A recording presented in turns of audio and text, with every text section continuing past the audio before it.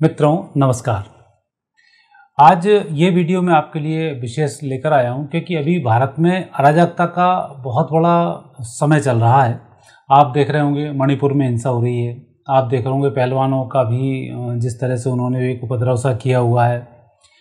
और अभी आप बहुत सारे जगह देख रहे होंगे किस प्रकार से हिंदू लड़कियों के साथ कुछ कुछ किया जा रहा है और पूरे देश की व्यवस्था को डिस्टर्ब करने का पूरा प्रयास हो रहा है। इसके ऊपर कुछ चेतावनी की बात भी करना बहुत ज़रूरी है क्योंकि ज्योतिष तो इन सब चीज़ों में पहले से ही आगाह कर देता है। तो उसी के लिए मैं ये वीडियो लेकर आया हूँ। कारण वैसे तो मैंने पहले वीडियो बताए 2024 तक स्थिति क्या रहेगी वो मैंने आपको पहले भी बताया था। किसान आंदोलन शुरू हुआ था और किसान आंदोलन किस तरह से खालिस्तान में कन्वर्ट हो गया वो भी आपने देखा।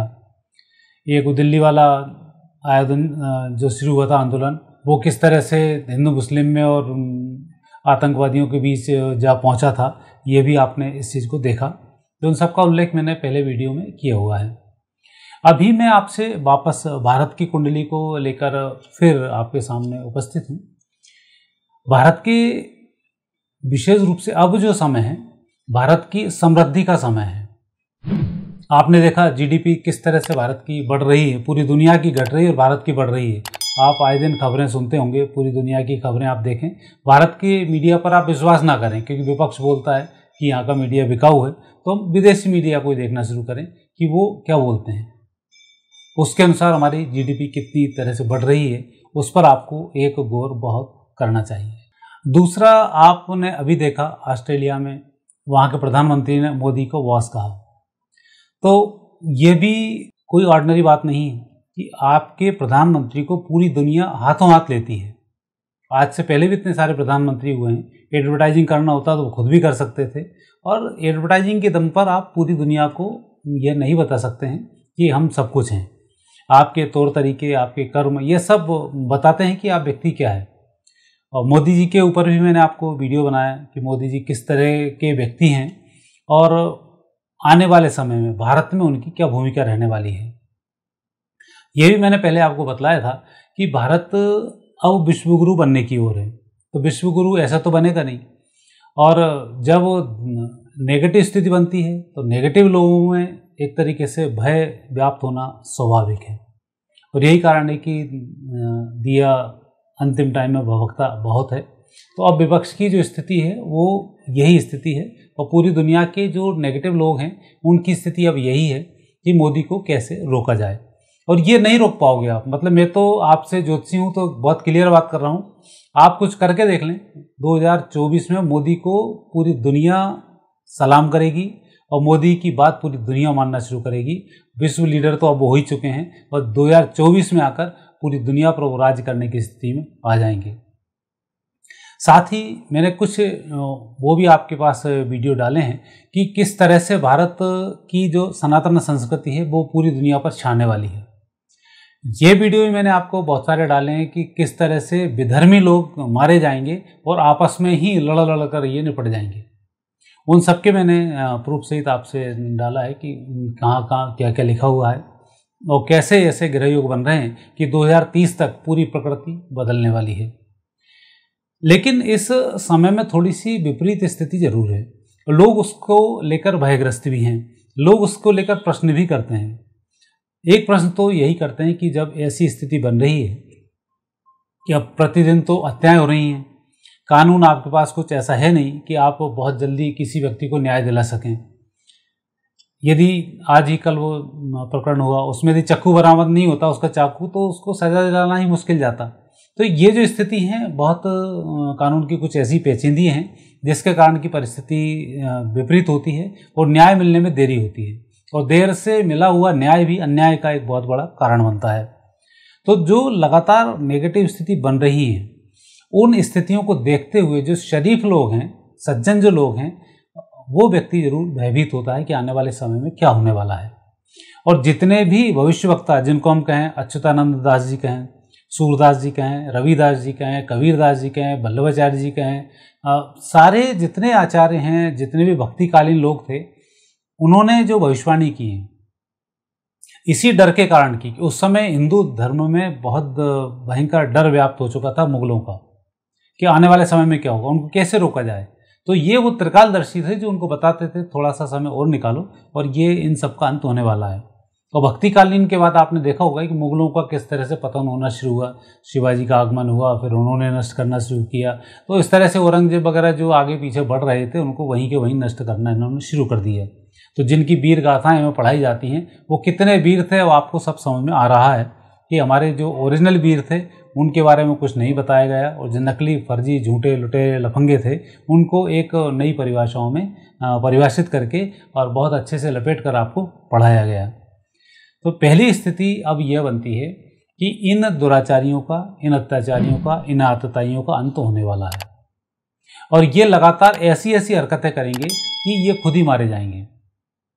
जैसे भगवान कृष्ण के टाइम जरासंध का एक संवाद हुआ था, वो लेकर बार बार सेना आता था और बलराम जी उसको मारने के लिए तैयार हुए, वो बलराम जी उसको मार देते, लेकिन भगवान कृष्ण ने उन्हें रोका, नहीं दादा रुकना है, क्योंकि जितने राक्षसों को इकट्ठा कर करके ले आएगा हमें मारने में आसानी होगी और ये इकट्ठा कर करके लाता जाएगा और हम इनका वध करते जाएंगे। और ये उनकी नीति सफल रही और उसमें जितने भी राक्षसों का अंत कर सके उतना हो सका। तो अब नाना प्रकार के राक्षस नाना प्रकार की टोलियों में आपके सामने उपस्थित होंगे, ये आपको परेशान बहुत करेंगे। भारत की यदि हम भौगोलिक स्थिति की चर्चा ज्योतिष के अनुसार और भारत की विभाजन के अनुसार और अंग्रेजों ने जिस कूटनीति से भारत का सत्यानाश किया है और जिस कूटनीति से अंग्रेजों ने भारत के नेताओं को खरीद कर जो नेगेटिव स्थिति बनाई है वो बहुत बड़ी जिम्मेवार है। अब जैसे मैं आपको बताता हूँ, भारत में मध्य में कोई दिक्कत नहीं आ रही है, योगी जी बैठ गए तब उत्तर प्रदेश भी शांत हो गया, लेकिन भारत की जो बॉर्डर हैं जैसे पंजाब को कहें, पंजाब से लगा हुआ हरियाणा कहें, ये विवादित स्थिति में आता है, इधर मणिपुर कहें, इधर कलकत्ता को लेकर आते हैं, नीचे साउथ को लेकर आते हैं। तो जितने भी बॉर्डर हैं यहाँ पर नेगेटिव स्थिति है और यहीं के लोग उपद्रव करना शुरू करते हैं। दिल्ली चूँकि भारत का एक बहुत बड़ा हब है और वहाँ पर दिल्ली को बाधित करने का पंजाब, हरियाणा, यहाँ के जो धूर्त लोग हैं उनके द्वारा ये काम बड़े आसानी से किया जाता है। दूसरी स्थिति इसमें बनती है, वो स्थिति है कि आपने देखा होगा लोगों ने भारत में फंडिंग की है मोदी सरकार को हराने के लिए।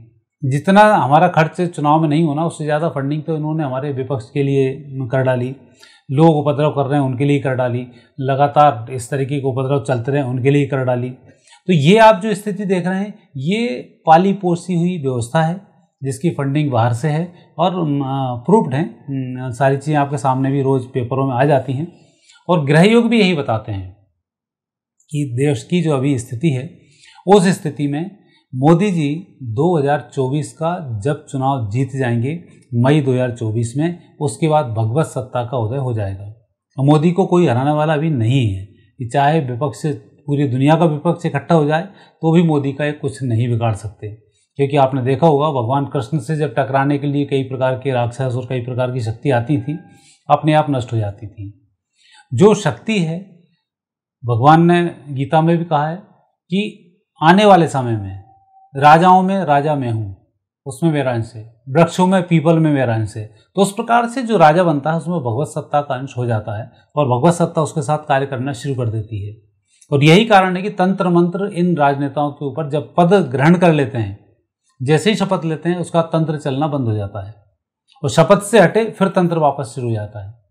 तो ये भी यह दर्शाती है कि भगवत सत्ता जब तक आप पद पर हैं तब तक वो आपके साथ रहती है और आप सारे काम कर जाते हैं। तो मोदी जी के साथ भी आने वाले समय में यही होने वाला है कि उनकी सत्ता को कोई हिला नहीं पाएगा, चाहे आप कितना ही विरोध करते रहें, चाहे आप कितने भी मन को मारते रहें, क्योंकि ये ऐसी मैग्नेट है जो आपको लगातार ऊर्जाएं प्रदान करती है और जो भी व्यक्ति ऐसे व्यक्तियों को देखता है तो मोहित हुए बिना नहीं रह सकता है। तो ये स्थिति है भगवत सत्ता के किसी स्वरूप की। कई लोग आपने देखे होंगे जो आपके पास आते हैं, आपके अंदर ऊर्जा भर जाती है, जाते हैं इसके बाद आपको तनाव हो जाता है।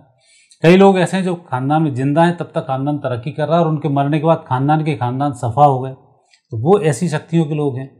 तो वर्तमान समय में भारत के अंदर कई देवज्ञ शक्तियाँ जन्म लेकर सत्ता संभाल चुकी हैं, इसलिए अब इस देश का कुछ भी बिगड़ने वाला नहीं है।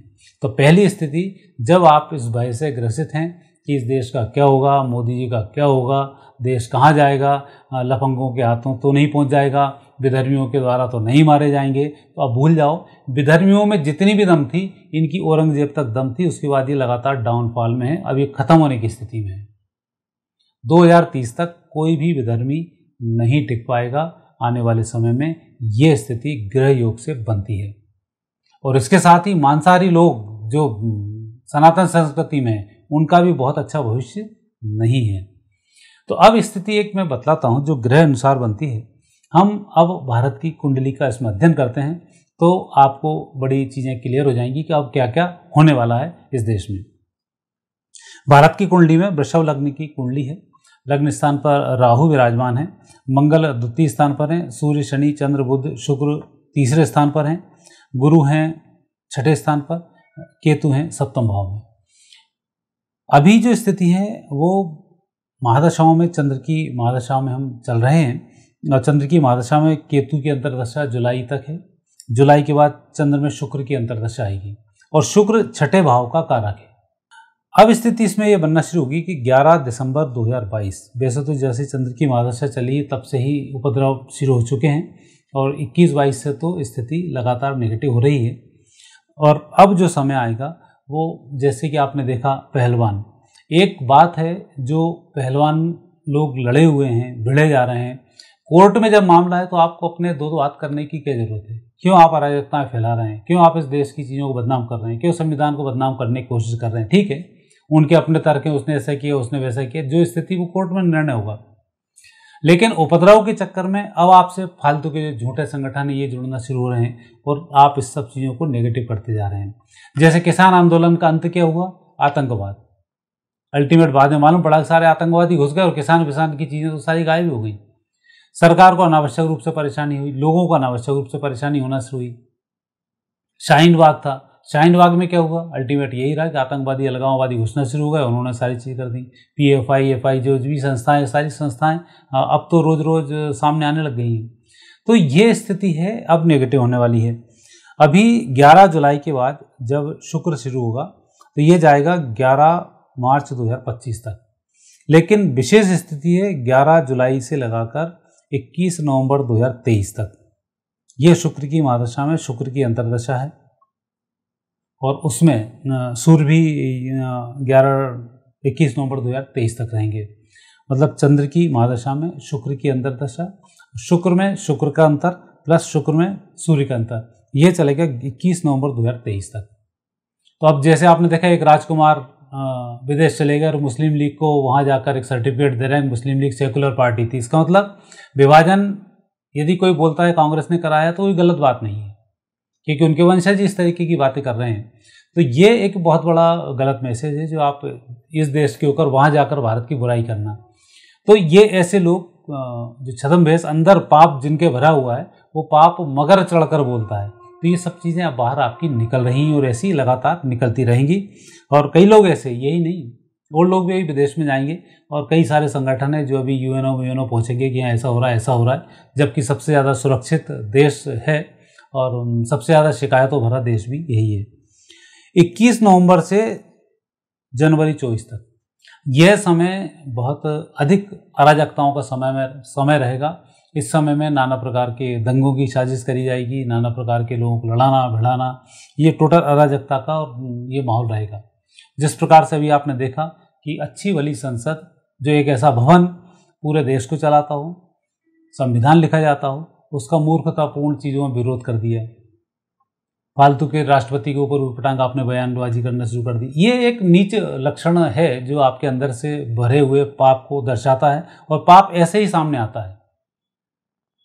कहा जाता है ना कि अच्छा तैराक नदी में ही डूबकर मरता है। तो वही स्थिति यहाँ पर होती है कि जो आप जिस क्षेत्र के खिलाड़ी हो, पाप अंदर भरा हुआ है तो आप पाप को पाप से ही मारा जाएगा, तो वैसे व्यक्ति निपट जाता है। लेकिन इसमें जनता का बड़ा नुकसान होता है, जनता का मानसिक तनाव बहुत होता है। तो जो लोग तनाव में है कि इस देश का क्या होने वाला है, वो खुश रहें कि ये देश सुरक्षित हाथों में है, आपका कुछ नहीं बिगड़ने वाला है। तो जो भी परिस्थिति नेगेटिव होगी आप उसका डटकर मुकाबला करें और झूठ फरेब बातों पर आप बहुत ध्यान केंद्रित ना करें और जो चल रहा है उससे थोड़ी सी आप सावधानी अवश्य बरतें।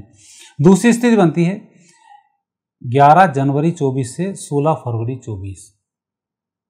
ये होगा चंद्र में शुक्र और शुक्र में मंगल। ये मारकाट का, हत्याओं का, इस तरीके का इस समय होगा जिसमें कि बड़े गंभीर रूप से आपको स्थिति बहुत अच्छी दिखाई नहीं देगी और इस समय में स्थिति बहुत ही ज़्यादा विकट रहेगी जो ठीक नहीं होगी और आपका दिल भी इन स्थितियों से दहल जाएगा जो ऐसी स्थिति इस देश में बनेगी। 16 फरवरी के बाद शांति आएगी क्योंकि सारी पार्टियां फिर अगले चुनाव की तैयारी करना शुरू कर देंगी और 16 मई तक राहु चलेगा। यहाँ होगा चंद्र में शुक्र और शुक्र में राहु और इस समय में जो राहु रहेगा ये होगा भारत की कुंडली के एकादश भाव में और एकादश भाव में सभी क्रूर ग्रह उत्तम फल प्रदान करते हैं। केतु होगा पंचम भाव में, यह भी एक शांति और जनता का कारक रहेगा। इस समय में जनता निकलेगी और सही तरह से मतदान करेगी और विजय श्री की प्राप्ति भारत की उत्तम पार्टी को प्राप्त होगी और देश की जो बागडोर होगी फिर भगवत सत्ता के हाथ में होगी। आप अभी अंतर देख रहे होंगे मोदी जी का पिछला टर्म, उसमें भावभंगिमाएं देखी होंगी। 2019 के बाद की स्थिति आपने देखी होगी और 2024 के बाद की आप स्थिति देखेंगे तो आपको जो व्यक्ति ज्ञानी ध्यानी है, योग ध्यान करते हैं, उन्हें उनका मूल स्वरूप दिखना शुरू हो जाएगा कि ये व्यक्ति मनुष्य नहीं है। ये चीज़ आपको सामने क्लियर हो जाएगी और चूंकि मैं अध्ययन करता हूँ तो मुझे पता है कि कौन व्यक्ति किस रूप का है और इन सन्यासियों को देखकर भी बता सकता हूँ, राक्षसों को देखकर भी बता सकता हूँ, डाकुओं को देखकर भी बता सकता हूँ कि पूर्व जन्म इनका किस तरीके का रहा होगा और आज आने वाले समय में इनकी क्या स्थिति बनती है। इस बेस पर मैं बोल रहा हूँ कि आने वाले समय में आप इस चीज़ को जरूर पहचानेंगे। तो अब इस पूरी कुंडली के विश्लेषण में स्थिति ये बनती है कि शुक्र का उल्लेख मैंने इसलिए किया, चंद्रमा की महादशा में शुक्र छठे स्थान का स्वामी है। छठा स्थान होता है शत्रु का, वो शत्रु वाले घर में हमारा गुरु बैठा हुआ है। तो भारत के अभी तक तो लगातार हर देश भारत की बुराई करता था, भारत की बहुत ज़्यादा इज्जत नहीं हुआ करती थी, लेकिन चंद्रमा की महादशा जब से आई है 2015 से पूरी दुनिया भारत को मानने लग गई है और अब तो पूरी दुनिया भारत को सलाम भी करने लग गई है। और जहाँ तक भी अभी लेटेस्ट ही बॉस की उपाधि प्राप्त हुई और पहले के राष्ट्रपति, अमेरिका के राष्ट्रपतियों, रूस के राष्ट्रपतियों, सभी लोग इनको स्वीकार करना शुरू कर दिए हैं। सिर्फ चीन एक ऐसा है, चीन, पाकिस्तान और कुछ मुस्लिम कंट्रीज जिन पर कि चीन अपना प्रतिनिधित्व जमाए हुए हैं, वही भारत से खूब खाए हुए हैं और वही भारत का विरोध करवा रहे हैं। और ऐसे समय में इस प्रकार के विधर्मियों का और गलत देशों का जो भारत की तरफ गलत निगाह लगा के बैठे हैं, उनका पूरा ध्यान 2024 में जनता को भटकाने में और मोदी जी को हराने में लगा रहेगा, लेकिन उसमें किसी भी प्रकार से सफल नहीं होंगे। यह ऐसा ग्रह योग दर्शाते हैं। और जो मैंने भारत की कुंडली आपके सामने उपस्थित की, मोदी जी की आप मेरे वीडियो पुराने पर जाकर आप देख सकते हैं जो मैंने मोदी जी के संबंध में कहा। तो मित्रों, मेरा यह वीडियो था उन्हीं लोगों के लिए जो लगातार मेरे से चिंतित रहकर बात करते हैं कि अब इस देश का क्या होगा और जिस प्रकार से भारत के लड़कियों के साथ, जो हिंदुओं की लड़कियों के साथ हो रहा है, उसका क्या होगा। तो कुछ समय की बात है, आप भी उन्हें शिक्षित करें और मेरे पुराने जिहाद वाले वीडियो को भी आप देखेंगे तो आपको मालूम पड़ जाएगा कि स्थिति क्या नेगेटिव है। तो वहाँ आप भी थोड़ा सा सजग रहें और आने वाले समय में विजय श्री की प्राप्ति अवश्य होगी। भगवत सत्ता पर भरोसा करें। अब भगवान चूँकि सत्ता संभाल रहे हैं, इसलिए आपके सामने स्थिति बहुत ही शुभ होने वाली है और देश पूरी दुनिया में डंका बजाने वाला है। भारतीय संस्कृति पूरी दुनिया में फैलने वाली है और भारतीय संस्कृति की विजय श्री प्राप्त होने वाली है। मित्रों, ये वीडियो आपको कैसा लगा मुझे कमेंट्स बॉक्स में कमेंट्स अवश्य करें और कुछ जानना चाहते हैं तो वह भी आप कमेंट्स के माध्यम से जान सकते हैं और फ़ोन नंबर भी मेरे स्क्रीन पर रहते हैं, आप वैसे भी चर्चा कर सकते हैं। अब आप मुझे आज्ञा दीजिए, नए विषय के साथ फिर आपसे मुलाकात होगी। नमस्कार।